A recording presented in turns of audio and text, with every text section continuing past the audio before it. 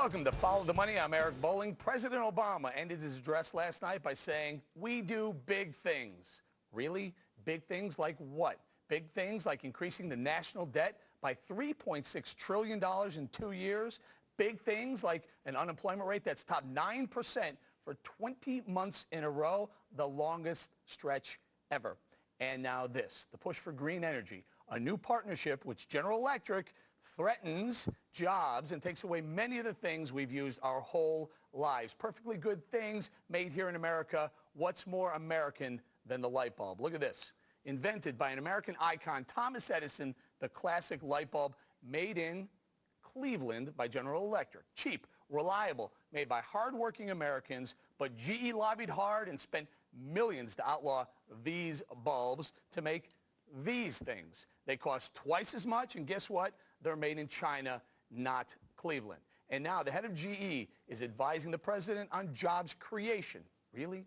Sounds like he knows more about dissolving jobs. Under Immelt's watch, GE reduced its American workforce by 24,000 jobs, and just that last year alone closed 3 U.S. plants, moved those jobs overseas. Sounds like GE's turning out the lights on job creation to me. Joining me now on my all-star panel, on the left, Columbia University professor, Mr. Mark Lamont Hill. On the right, Fox News radio host John Gibson, and Bo Dietl of Bo Dietl Associates. Gibson, what about it? This is outrageous. Look at this. And it isn't just Cleveland, it's Winchester, Virginia. What Jeff Immelt has done is made it law that these are illegal and that you have to buy these. The thing that's wrong with these is it's filled with mercury. You break one of these in your house, you got to call a hazmat team. I have never heard of environmentalists insisting you bring mercury into your house to endanger the lives of your children. That's not your issue, John. If those things were filled with cotton candy, you still wouldn't approve of them. That has nothing to do with mercury. Allow me to shed a little light on you. This bulb right here, about $2. Ed Dwayne Reed, I know I'm paying up. I didn't go to Home Depot or Lowe's. This bulb, which puts out, I'm sorry, this one puts out the same amount of light, $4.99. Yes. $4.99. Now, GE's telling us we need to buy these and not these. Guess where these are made? China. China. That's a problem.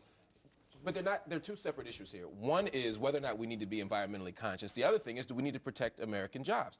Obviously, we need to protect American jobs. That doesn't mean we should. These are made in China, Mark. These are made in Cleveland. I agree. So I'm saying we need to find out how to get these things made in the United States. But that doesn't mean that we throw away our environmental concerns. So, Bo, should we go to, GE, Jeff Immelt is heading, let's call him Obama's job czar. No, I would like to call him Obama something else, but I'm going to tell you something. If Jack Welch was back steering that ship, a good friend of mine, if he was steering that ship, what we would have done is we would have developed factories that make these bulbs instead of giving that business to China. That's where we're missing the boat here.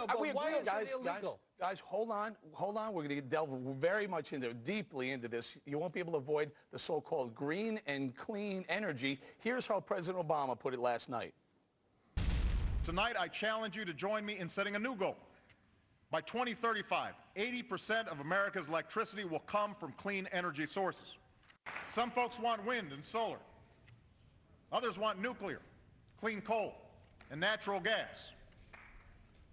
To meet this goal, we will need them all. And I urge Democrats and Republicans to work together to make it happen. So that means my good old reliable light bulb is doomed. Joining now is John Hoffmeister, former head of Shell Oil, and Tom Borelli, Free Enterprise Project Director, who's calling on GE's Jeff Immelt to resign and has called Immelt a, quote, crony capitalist. What about it, Tom? What's so bad? I mean, it costs twice as much, sends jobs overseas. Should this guy be Mr. Obama's job czar? Well, absolutely not. The big problem here, though, is that it's legislatively mandated. I should have the choice whether or not to buy that bulb, Uncle Fester's, or the GE bulb. It should be my choice, not have the boot of government tell us what to do. Exactly. This is against the free market, and that's why we're calling for Immelt to resign. Well, tie Immelt in here. Well, Immelt is all for legislating our choices. I mean, the light bulb is one example. They want to, you heard President Obama last night, mandate renewable energy by, 2035. Those are laws. Cap and trade was a law. EPA raising energy prices is a law. Everything they're doing is restricting choice and consumer freedom. And so, one second, Mark. And so GE will benefit by this new change in agenda, or I guess push into the green area agenda? Absolutely, because you can have the federal government mandate the use of renewable products. Why do you have to compete when you have the government telling people what to do? This is command and control. It didn't work in the Soviet Union. It's not going to work Hang here. in there, guys. I know they want to jump in. Let me get John Hoffmeister in here. John, what happens to, let's call them fossil fuel jobs or oil jobs or current jobs if the green energy push creates, I don't know, let's say 1 million jobs? What happens in the other industries? The president made a serious mistake last night when he said, why invest in what's been passed, meaning get rid of the subsidies for the oil companies, and let's invest that money in what's new.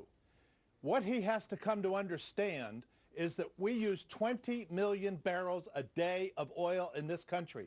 And we're going to use 20 million barrels a day as long as he's the president, whether it's 1 term or 2 terms. For him to say oil is in the past is just absolute palaver, and he is showing disdain for every consumer of gasoline and diesel products in this country, as well as petrochemicals and the food that we eat. John, give us a sense. Because everything has an oil price connected to it. Give us a sense how many Americans are employed by the oil industry.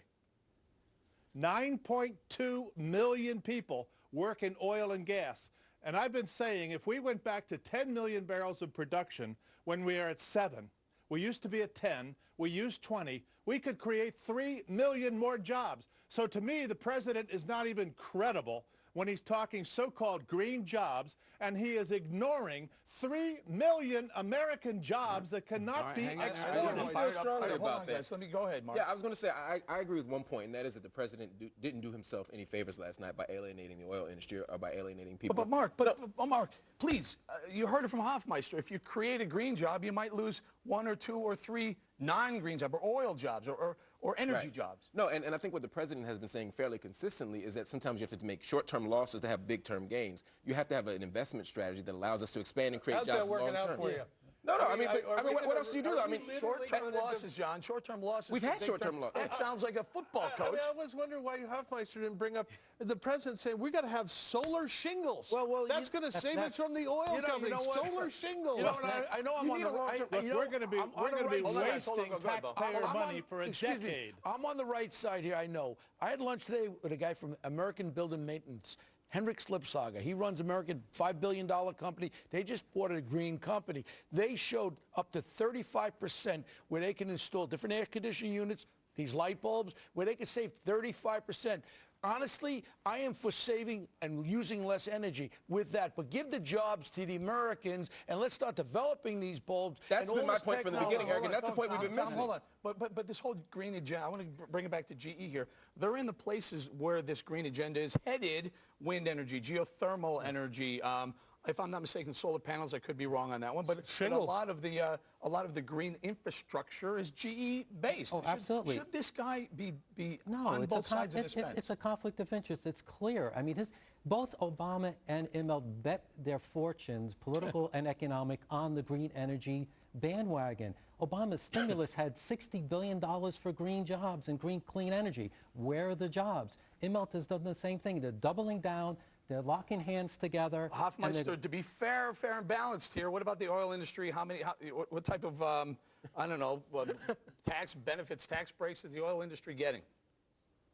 You know, it's pennies on the dollar compared to what the subsidies that are going into solar and wind and biofuels. It's like 25 cents a megawatt hour for coal. It's $22 and change per megawatt hour for wind and $23 and change for solar. And those are federal subsidies, and those are 2007 numbers. So you know it's higher than that today. The subsidies, the taxpayers are paying for this green energy.